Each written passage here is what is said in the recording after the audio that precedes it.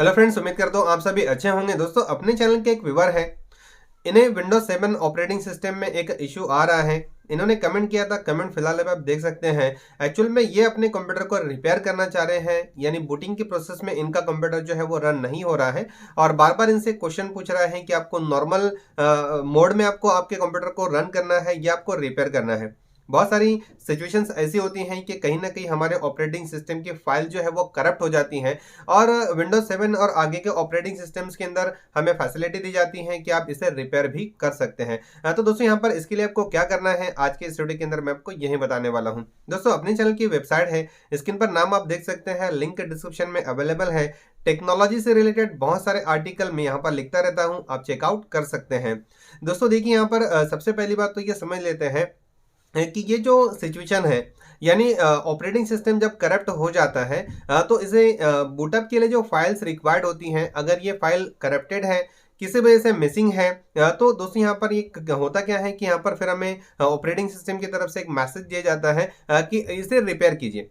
Repair करने के लिए यहाँ पर आपको एक चीज़ की रिक्वायरमेंट होगी, बहुत सारे लोग जो हैं ये नहीं जानते। तो दोस्तों इसी के लिए यहाँ पर इन्हें दिक्कत आती है। दोस्तों देखिए, जो भी ऑपरेटिंग सिस्टम जिस भी टाइप का विंडोज 7 आप इस्तेमाल कर रहे हैं, प्रोफेशनल है, अल्टीमेट है, जो भी आप ऑपरेटिंग सिस्टम विंडोज 7 का चला रहे हैं, तो सबसे पहले तो आपको उसकी जो डिस्क है वो रिक्वायर्ड होगी, यानी उस ऑपरेटिंग सिस्टम की डिस्क से ही ये रिपेयर होगा।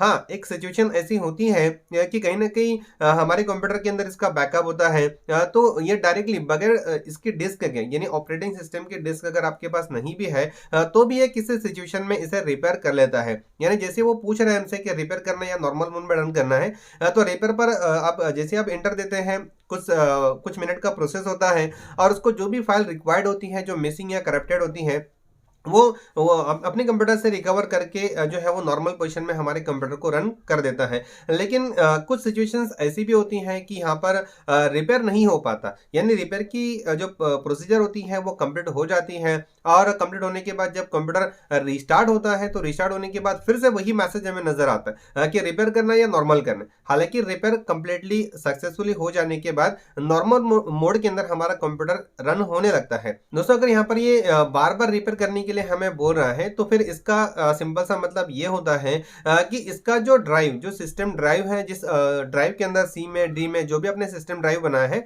और उस ऑपरेटिंग सिस्टम को वहां पर इंस्टॉल किया है, तो वो ड्राइव जो हमारा सिस्टम ड्राइव होता है वो कहीं ना कहीं तो करप्टेड होता है।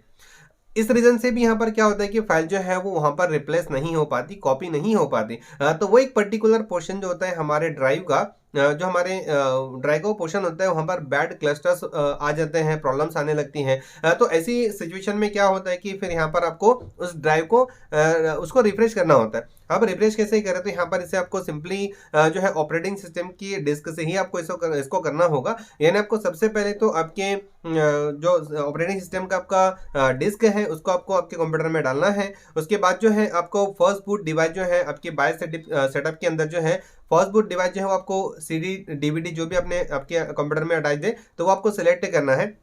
उसके बाद आपका कंप्यूटर जो है वो बूटअप होगा आपकी ऑपरेटिंग सिस्टम के डिस्क से।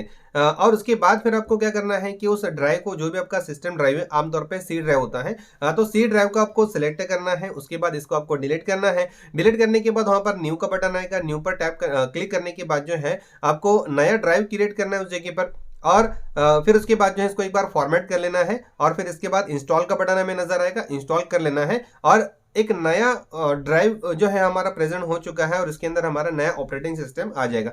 एक चीज को यहाँ पर हमें ध्यान रखना है कि यहाँ पर इसका जो भी आपका डेटा है ये आपको नहीं मिलने वाला है अगर आप ड्राइव को डिलीट कर देते हैं। तो अगर आपका बहुत ही ज़्यादा इंपॉर्टेंट डेटा इसके अंदर है, तो आप ये काम कर सकते हैं कि उस हार्ड डिस्क को आप उस कंप्यूटर से निकालकर किसी और अच्छे कंप्यूटर के अंदर आपको उस हार्ड डिस्क को लगाना है। वहां पर आपको जो भी ड्राइव्स नज़र आ रहे हैं, इनकेस अगर सी ड्राइव पे आपका इंपॉर्टेंट डेटा है, तो वहां पर उसे आप कॉपी कर लीजिए।